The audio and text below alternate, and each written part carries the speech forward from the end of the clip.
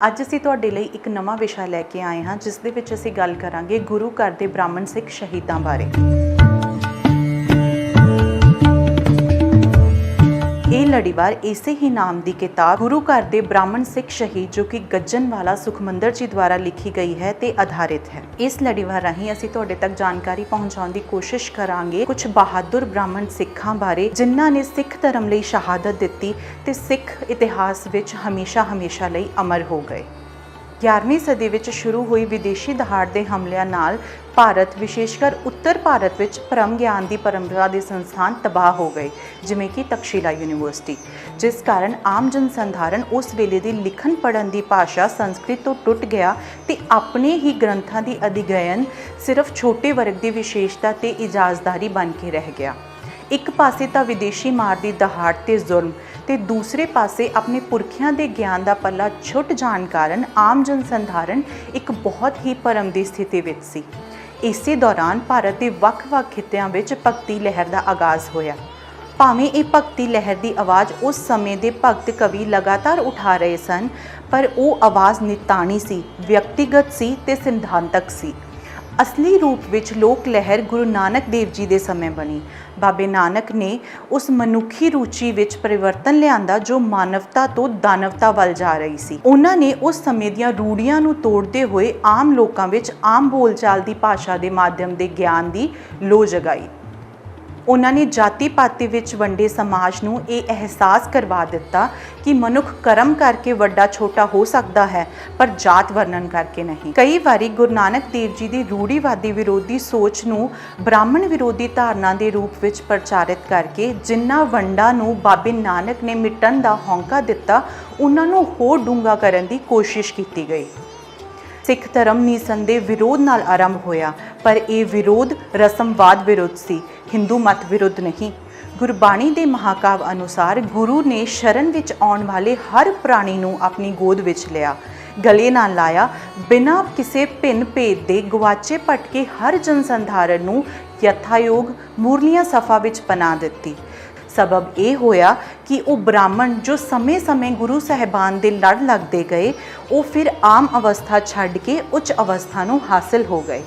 ਬਹੁਤ ਸਾਰੇ ਉਹ ਵੀ ਹੋਏ ਜੋ ਸਿੱਖੀ ਵਿੱਚ ਆ ਕੇ ਆਪਣੀ ਸਿਰੜ ਸ਼ਰਧਾ ਤੇ ਕਾਇਮ ਰਹੇ ਤੇ ਗੁਰੂ ਸਾਹਿਬ ਦੇ ਨਾਲ ਆਪਣੀਆਂ ਜਾਨਾਂ ਨਿਛਾਵਰ ਕਰਦੇ ਹੋਏ ਸਿੱਖ ਇਤਿਹਾਸ ਵਿੱਚ ਉੱਚੇ ਮੁਰਾਤਬੇ ਦੇ ਭਾਗੀਦਾਰ ਬਣ ਗਏ। ਅੱਜ ਅਸੀਂ ਤੁਹਾਡੇ ਨਾਲ ਸਾਂਝਾ ਕਰਾਂਗੇ ਉਹਨਾਂ ਬ੍ਰਾਹਮਣ ਘਰਾਣਿਆਂ ਦੇ ਪਿਛੋਕੜ ਤੇ ਸ਼ਹਾਦਤ ਦਾ ਸਫ਼ਰ ਜਿਨ੍ਹਾਂ ਨੇ ਗੁਰੂ ਕਾਲ ਦੌਰਾਨ ਸ਼ਹੀਦੀਆਂ ਪਾਈਆਂ।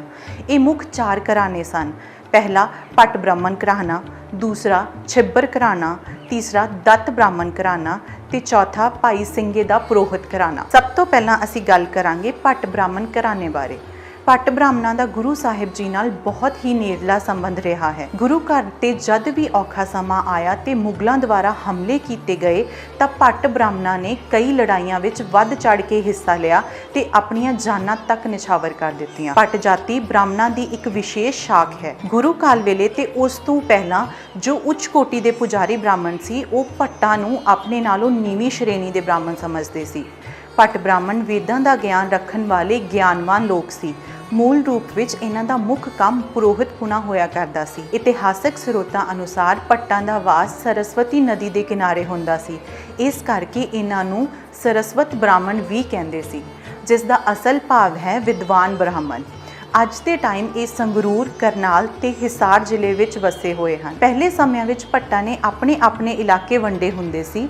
ਉਹਨਾਂ ਇਲਾਕਿਆਂ ਵਿੱਚ ਜੋ ਮੁੱਖ ਘਰਾਣੇ ਹੁੰਦੇ ਸੀ, ਉਹਨਾਂ ਦੀਆਂ ਬੰਸਾਵਲੀਆਂ ਇਹਨਾਂ ਕੋਲ ਹੀ ਲਿਖੀਆਂ ਹੁੰਦੀਆਂ ਸੀ ਤੇ ਬੰਸਾਵਲੀਆਂ ਵਿੱਚ ਸਮੇਂ ਦੇ ਨਾਲ ਵਾਧਾ ਘਾਟਾ ਇਹ ਕਰਦੇ ਰਹਿੰਦੇ ਸੀ। ਭੱਟ ਇੰਨੇ ਵਿਦਵਾਨ ਸੀ ਕਿ ਬੰਸਾਵਲੀਆਂ ਦੇ ਵੇਰਵੇ ਇਹਨਾਂ ਨੂੰ ਜ਼ੁਬਾਨੀ ਯਾਦ ਹੋਇਆ ਕਰਦੇ ਸੀ। ਇਹ ਇਲਾਕੇ ਦੇ ਉਹਨਾਂ ਵਿਸ਼ੇਸ਼ ਜਜਮਾਨ ਵਿਅਕਤੀਆਂ ਕੋਲ ਸਾਲ ਛਮਾਈ ਜਾਂ ਦਿਨ ਤਿਉਹਾਰ ਤੇ ਉਹਨਾਂ ਦੇ ਦਰਾਂ ਤੇ ਜਾਂਦੇ ਤੇ ਉਹਨਾਂ ਘਰਾਣਿਆਂ ਦਾ ਵੇਰਵਾ ਦਰਜ ਕਰਦੇ, ਜਿਵੇਂ ਕਿ ਨਵੇਂ ਬਾਲਕਾਂ ਦਾ ਜਨਮ ਜਾਂ ਕਾਲਵਾਸ ਹੋਏ ਵਿਅਕਤੀ ਤੇ ਹੋਰ ਛੋਟਾ-ਮੋਟਾ ਵੇਰਵਾ। ਵੱਖ-ਵੱਖ ਇਲਾਕੇ ਵੰਡੇ ਹੋਣ ਕਰਕੇ ਇਹਨਾਂ ਦੀਆਂ ਵਹੀਆਂ ਇਲਾਕਿਆਂ, ਖਾਨਦਾਨਾਂ ਜਾਂ ਪਿੰਡਾਂ ਦੇ ਨਾਂ ਤੇ ਹੁੰਦੀਆਂ ਸੀ। ਜਿਸ ਤਰ੍ਹਾਂ ਭੱਟ ਵਹੀ ਮੁਲਤਾਨੀ ਸਿੰਧੀ, ਭੱਟ ਵਹੀ ਕਰ ਸਿੰਧੂ, ਭੱਟ ਵਹੀ ਭਾਦਸੋਂ, ਭੱਟ ਵਹੀ ਪੂਰਬੀ ਦੱਖਣੀ ਆਦਿ। ਇਹਨਾਂ ਪੁਰੋਹਿਤ ਭੱਟਾਂ ਦੇ ਜਜਮਾਨ ਜ਼ਿਆਦਾਤਰ ਰਾਜਪੂਤ ਹੁੰਦੇ ਸੀ। ਹੁਣ ਵੀ ਕਈ ਸਥਾਨਾਂ ਤੇ ਇਹਨਾਂ ਪਰਿਵਾਰਾਂ ਦੇ ਕੁਝ ਲੋਕਾਂ ਨੇ ਪੁਰੋਹਿਤ ਪੁਣੇ ਦਾ ਕੰਮ ਜਾਰੀ ਰੱਖਿਆ ਹੋਇਆ ਹੈ। ਅੱਗੇ ਵਧਦੇ ਹਾਂ ਭੱਟ ਬ੍ਰਾਹਮਣ ਤੇ ਇਹਨਾਂ ਦੇ ਸਿੱਖ ਧਰਮ ਨਾਲ ਰਿਸ਼ਤੇ ਵੱਲ। ਸਿੱਖ ਇਤਿਹਾਸ ਦੀ ਖੋਜ ਲਈ ਭੱਟਵਈਆਂ ਇੱਕ ਅਨਮੋਲ ਸਮੱਗਰੀ ਸਾਬਿਤ ਹੋਈਆਂ। ਸਿੱਖ ਇਤਿਹਾਸ ਦੀ ਵਧੇਰੀ ਜਾਣਕਾਰੀ ਹਾਸਲ ਕਰਨ ਲਈ ਇਹਨਾਂ ਦਾ ਮਹੱਤਵਪੂਰਨ ਰੋਲ ਰਿਹਾ ਹੈ। ਹੋਰ ਸਰੋਤਾਂ ਤੋਂ ਇਲਾਵਾ ਭੱਟਵਈਆਂ ਨੂੰ ਇੱਕ ਭਰੋਸੇਯੋਗ ਸਬੂਤ ਮੰਨਿਆ ਜਾਂਦਾ ਹੈ। ਭੱਟਾਂ ਦਾ ਸਿੱਖ ਲਹਿਰ ਨਾਲ ਸ਼ੁਰੂਆਤੀ ਸੰਬੰਧ ਤੀਜੇ ਪਾਤਸ਼ਾਹ ਸ੍ਰੀ ਗੁਰੂ ਅਮਰਦਾਸ ਜੀ ਦੇ ਸਮੇਂ ਜੁੜਿਆ। ਗੁਰੂ ਅਰਜਨ ਦੇਵ ਜੀ ਦੇ ਸਮੇਂ ਤੱਕ ਅਨੇਕ ਭੱਟ ਜਨ ਸਿੱਖੀ ਵਿੱਚ ਆ ਗਏ ਸੀ। ਸਿੱਖ ਧਰਮ ਦੇ ਪੈਰੋਕਾਰ ਬਣ ਕੇ ਵੀ ਇਹਨਾਂ ਭੱਟ ਲੋਕਾਂ ਨੇ ਆਪਣਾ ਪੇਸ਼ਾ ਜਾਰੀ ਰੱਖਿਆ ਤੇ ਗੁਰੂ ਸਾਹਿਬਾਨ ਦੀਆਂ ਸਰਗਰਮੀਆਂ, ਘਟਨਾਵਾਂ, ਜਨਮ ਮਰਨ ਤੇ ਖੁਸ਼ੀਆਂ ਗਮੀਆਂ ਦਾ ਰਿਕਾਰਡ ਆਪਣੀਆਂ ਵਹੀਆਂ ਵਿੱਚ ਦਰਜ ਕਰਦੇ ਰਹੇ। ਇਹਨਾਂ ਦੀਆਂ ਵਹੀਆਂ ਵਿੱਚੋਂ ਗੁਰੂ ਹਰਗੋਬਿੰਦ ਜੀ, ਸ੍ਰੀ ਗੁਰੂ ਹਰਕ੍ਰਿਸ਼ਨ ਜੀ, ਗੁਰੂ ਤੇਗ ਬਹਾਦਰ ਜੀ, ਗੁਰੂ ਗੋਬਿੰਦ ਸਿੰਘ ਜੀ ਨਾਲ ਵਾਪਰੀਆਂ ਵੱਡੀਆਂ ਘਟਨਾਵਾਂ ਦੇ ਸਥਾਨ ਤੇ ਮਿਤੀਆਂ ਬਾਰੇ ਅਹਿਮ ਜਾਣਕਾਰੀ ਮਿਲਦੀ ਹੈ।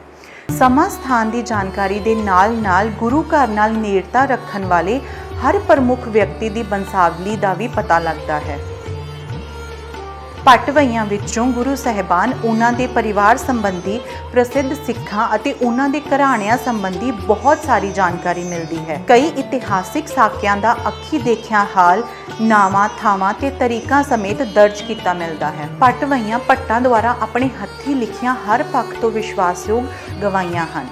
ਭੱਟ ਕਦੇ ਵੀ ਨਾਵਾਂ ਤੇ ਥਾਵਾਂ ਦਾ ਵੇਰਵਾ ਗਲਤ ਨਹੀਂ ਸੀ ਦਿੰਦੇ, ਕਿਉਂਕਿ ਉਹ ਹਰ ਘਟਨਾ ਦਾ ਵੇਰਵਾ ਮੌਕੇ ਤੇ ਹੀ ਨੋਟ ਕਰ ਲੈਂਦੇ ਸੀ। ਭੱਟਵਈਆਂ ਦੀ ਪੜਤਾਲ ਕਰਨ ਉਪਰੰਤ ਖੋਜਕਾਰਾਂ ਨੂੰ ਸ੍ਰੀ ਗੁਰੂ ਹਰਗੋਬਿੰਦ ਸਿੰਘ ਜੀ ਤੋਂ ਲੈ ਕੇ ਸ੍ਰੀ ਗੁਰੂ ਗੋਬਿੰਦ ਸਿੰਘ ਜੀ ਤੱਕ ਸਾਰੇ ਗੁਰੂ ਸਾਹਿਬਾਨ ਦੇ ਅਵਤਾਰ ਧਾਰਨ, ਜੋਤੀ ਜੋਤ ਸਮਾਉਣ ਅਤੇ ਗੁਰਤਾ ਗੱਦੀ ਨੂੰ ਪ੍ਰਾਪਤ ਕਰਨ ਦੀਆਂ ਤਿਥੀਆਂ ਦਰਜ ਕੀਤੀਆਂ ਹੋਈਆਂ ਮਿਲਦੀਆਂ ਹਨ। ਇਹਨਾਂ ਤੋਂ ਇਲਾਵਾ ਗੁਰੂ ਸਾਹਿਬਾਨ ਦੇ ਪਰਿਵਾਰ ਦੇ ਕਈ ਮੈਂਬਰਾਂ ਦੇ ਜਨਮ ਤੇ ਦੇਹਾਂਤ ਦਾ ਸਮਾਂ ਵੀ ਲਿਖਿਆ ਮਿਲਦਾ ਹੈ। ਬਾਬਾ ਸ਼੍ਰੀ ਚੰਦ ਜੀ, ਬਾਬਾ ਬੁੱਢਾ ਜੀ, ਬਾਬਾ ਪ੍ਰਿਥਵੀ ਚੰਦ ਤੇ ਭਾਈ ਗੁਰਦਾਸ ਜੀ ਦੇ ਅਕਾਲ ਚਲਾਣੇ ਦੀਆਂ ਤਾਰੀਖਾਂ ਦਾ ਵੀ ਪਤਾ ਲੱਗਦਾ ਹੈ। ਇਹਨਾਂ ਤੋਂ ਇਲਾਵਾ ਬਾਬਾ ਮਿਹਰਬਾਨ ਜੀ, ਬਾਬਾ ਗੁਰਦਿੱਤਾ ਜੀ, ਬਾਬਾ ਰਾਮ ਰਾਏ ਆਦਿ ਦੇ ਜਨਮ ਤੇ ਅਕਾਲ ਚਲਾਣੇ ਦੀਆਂ ਤਾਰੀਖਾਂ ਵੀ ਦਰਜ ਹਨ। ਕਈ ਇਤਿਹਾਸਕ ਸਾਕਿਆਂ ਦਾ ਤਿਥੀਆਂ ਸਮੇਤ ਵੇਰਵਾ ਵੀ ਮਿਲਦਾ ਹੈ, ਜਿਵੇਂ ਗੁਰੂ ਹਰਗੋਬਿੰਦ ਸਿੰਘ ਜੀ ਦੇ ਕਲਾਨੌਰ ਜਾਣ ਬਾਰੇ, ਗੁਰੂ ਹਰ ਰਾਏ ਜੀ ਦੇ ਕਸ਼ਮੀਰ ਜਾਣ ਬਾਰੇ, ਬਾਬਾ ਰਾਮ ਰਾਏ ਜੀ ਦੇ ਦਿੱਲੀ ਭੇਜੇ ਜਾਣ ਬਾਰੇ, ਗੁਰੂ ਹਰਕ੍ਰਿਸ਼ਨ ਜੀ ਦੇ ਸ਼ਾਹੀ ਦਰਬਾਰ ਵਿੱਚ ਪਹੁੰਚਣ, ਗੁਰੂ ਤੇਗ ਬਹਾਦਰ ਜੀ ਦੀ ਅਸਾਮ ਯਾਤਰਾ ਤੇ ਗੁਰੂ ਗੋਬਿੰਦ ਸਿੰਘ ਜੀ ਦੇ ਖਾਲਸਾ ਸਾਜਨ ਬਾਰੇ। ਭੱਟਵਈਆਂ ਤੋਂ ਗੁਰੂ ਹਰਗੋਬਿੰਦ ਸਿੰਘ ਜੀ ਦੇ ਮੁਗਲਾਂ ਨਾਲ ਹੋਏ ਸਾਰੇ ਯੁੱਧਾਂ ਦਾ ਹਾਲ ਪਤਾ ਲੱਗਦਾ ਹੈ। ਭੱਟਾਂ ਵੱਲੋਂ ਇਹਨਾਂ ਲੜਾਈਆਂ ਵਿੱਚ ਸ਼ਹੀਦ ਹੋਣ ਵਾਲਿਆਂ ਦੀਆਂ ਸੂਚੀਆਂ ਵੀ ਦਰਜ ਕੀਤੀਆਂ ਗਈਆਂ ਸੀ। ਗੁਰੂ ਘਰ ਨਾਲ ਤੇ ਪ੍ਰਮੁੱਖ ਸਿੱਖਾਂ ਦੇ ਜੀਵਨ ਨਾਲ ਸੰਬੰਧਿਤ ਹੋਰ ਵੀ ਕਈ ਸਾਰੇ ਸਾਖੇ ਲਿਖੇ ਹੋਏ ਮਿਲਦੇ ਹਨ। ਸਿੱਖ ਇਤਿਹਾਸ ਨਾਲ ਸੰਬੰਧਿਤ ਕਈ ਵਿਵਾਦਾਂ ਬਾਰੇ ਜਾਣਨ ਵਿੱਚ ਭੱਟਵਈਆਂ ਬਹੁਮੁੱਲੀ ਸਹਾਇਤਾ ਸਾਬਤ ਹੋਈਆਂ ਹਨ। ਸਿੱਖ ਇਤਿਹਾਸ ਸੰਬੰਧੀ ਬਹੁਤ ਪ੍ਰਸ਼ਨਾਂ ਦਾ ਉੱਤਰ ਵੀ ਭੱਟਵਈਆਂ 'ਚੋਂ ਮਿਲਦਾ ਹੈ। ਕਸ਼ਮੀਰੀ ਪੰਡਤਾਂ ਦੇ ਗੁਰੂ ਤੇਗ ਬਹਾਦਰ ਜੀ ਦੀ ਸ਼ਰਨ ਵਿੱਚ ਆਉਣ ਵਾਲੀ ਜੋ ਆਨੰਦਪੁਰ ਦੀ ਘਟਨਾ ਵਾਪਰੀ ਸੀ, ਉਸ ਬਾਰੇ ਵੀ ਵਹੀਆਂ ਵਿੱਚ ਮੌਕੇ ਦੀ ਗਵਾਹੀ ਮੌਜੂਦ ਹੈ। ਖਾਲਸਾ ਸਾਜਨ ਦੀ ਤਾਰੀਖ ਬਾਰੇ ਵੀ ਇਹਨਾਂ ਵਹੀਆਂ ਵਿੱਚ ਬਹੁਤ ਸਾਫ਼ ਸਪਸ਼ਟ ਲਿਖਿਆ ਹੈ। ਸ੍ਰੀ ਗੁਰੂ ਗ੍ਰੰਥ ਸਾਹਿਬ ਜੀ ਨੂੰ ਗੁਰਤਾ ਗੱਦੀ ਦੇ ਮੌਕੇ ਦੀ ਗਵਾਹੀ ਵੀ ਇਹਨਾਂ ਵਹੀਆਂ ਵਿੱਚੋਂ ਮਿਲਦੀ ਹੈ, ਕਿਉਂਕਿ ਉਸ ਸਮੇਂ ਕੇਸੋ ਸਿੰਘ ਭੱਟ ਦਾ ਪੁੱਤਰ ਨਰਬਦ ਸਿੰਘ ਭੱਟ ਨਾਂਦੇੜ ਵਿੱਚ ਗੁਰੂ ਗੋਬਿੰਦ ਸਿੰਘ ਜੀ ਦੇ ਪਾਸ ਮੌਜੂਦ ਸੀ। ਉਸਨੇ ਆਪਣੀ ਹੱਥੀਂ ਲਿਖੀ ਗਈ ਵਹੀ ਵਿੱਚ ਇਹ ਇੰਦਰਾਜ ਕੀਤੀ ਸੀ। ਹੋਰ ਅਨੇਕਾਂ ਇਤਿਹਾਸਿਕ ਮਸਲੇ ਜਿਨ੍ਹਾਂ ਵਿੱਚ ਕਿਸੇ ਸਮਕਾਲੀ ਲਿਖਤ ਵਿੱਚੋਂ ਕੋਈ ਸੰਕੇਤ ਨਹੀਂ ਮਿਲਦਾ, ਉਹ ਭੱਟਵਈਆਂ ਵਿੱਚ ਮਿਲ ਜਾਂਦੇ ਹਨ। ਗੁਰੂ ਤੇਗ ਬਹਾਦਰ ਜੀ ਦੀ ਗ੍ਰਿਫਤਾਰੀ ਤੇ ਸ਼ਹੀਦੀ, ਸਾਹਿਬਜ਼ਾਦਾ ਅਜੀਤ ਸਿੰਘ ਤੇ ਜੁਝਾਰ ਸਿੰਘ ਦਾ ਜੰਗ ਵਿੱਚ ਸ਼ਹੀਦ ਹੋਣਾ, ਗੁਰੂ ਸਾਹਿਬ ਦੇ ਚਮਕੌਰ ਵਿੱਚੋਂ ਨਿਕਲ ਤੇ ਉੱਚ ਦੇ ਪੀਰ ਦੇ ਰੂਪ ਵਿੱਚ ਕਈ ਥਾਵਾਂ ਤੇ ਜਾਣ ਬਾਰੇ ਹਾਰ ਨਾਲ ਭੱਟਵਈਆਂ ਵਿੱਚ ਸਾਫ਼ ਜ਼ਿਕਰ ਮਿਲਦਾ ਹੈ। ਛਿੱਬਰ ਘਰਾਣਾ ਤੇ ਦੱਤ ਘਰਾਣੇ ਦੋਨੋਂ ਘਰਾਣਿਆਂ ਦੀ ਗੁਰੂ ਘਰ ਨਾਲ ਬਹੁਤ ਨੇੜਤਾ ਰਹੀ, ਉਹਨਾਂ ਬਾਰੇ ਵੀ ਭੱਟਵਈਆਂ ਵਿੱਚੋਂ ਭਰਪੂਰ ਜਾਣਕਾਰੀ ਮਿਲਦੀ ਹੈ। ਇਸ ਤਰ੍ਹਾਂ ਬ੍ਰਾਹਮਣ ਵਰਗ 'ਚੋਂ ਭੱਟ ਬ੍ਰਾਹਮਣਾਂ ਦਾ ਸਿੱਖ ਇਤਿਹਾਸ ਵਿੱਚ ਪਾਏ ਯੋਗਦਾਨ ਦਾ ਅਹਿਮ ਸਥਾਨ ਵੇਖਣ ਨੂੰ ਮਿਲਦਾ ਹੈ। ਇੱਕ ਅਨੁਮਾਨ ਅਨੁਸਾਰ ਇਹ ਧਾਰਨਾ ਪਾਈ ਜਾਂਦੀ ਹੈ ਕਿ ਭੱਟ ਬ੍ਰਾਹਮਣ ਸਨ 1581 ਨੂੰ ਆਪਣੇ ਮੁਖੀ ਭੱਟ ਕਲਸਾਰ ਦੀ ਅਗਵਾਈ ਵਿੱਚ ਗੁਰੂ ਅਰਜਨ ਦੇਵ ਜੀ ਦੇ ਪਾਸ ਗੋਬਿੰਦਵਾਲ ਸਾਹਿਬ ਆਏ। ਜਦ ਗੁਰੂ ਸਾਹਿਬ ਨੇ ਦਸਤਾਰਬੰਦੀ ਦੀ ਰਸਮ ਹੋਣੀ ਸੀ ਤਾਂ ਬਹੁਤ ਦੂਰ ਦੂਰ ਥਾਵਾਂ ਤੋਂ ਸਿੱਖ ਸੰਗਤਾਂ ਗੋਬਿੰਦਵਾਲ ਸਾਹਿਬ ਇਕੱਤਰਿਤ ਹੋ ਰਹੀਆਂ ਸੀ।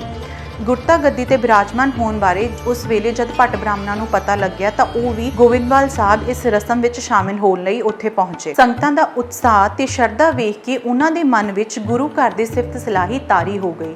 ਇਤਿਹਾਸਿਕ ਤੱਥਾਂ ਵਿੱਚ ਇਹ ਵੀ ਦੱਸਦੇ ਹਨ ਕਿ ਗੁਰੂ ਘਰ ਦੀ ਮਹਿਮਾ ਸੁਣ ਕੇ ਭੱਟ ਬ੍ਰਾਹਮਣ ਪੰਜਾਬ ਦੀ ਇਸ ਨਗਰੀ ਗੋਬਿੰਦਵਾਲ ਸਾਹਿਬ ਆਈ ਸੀ।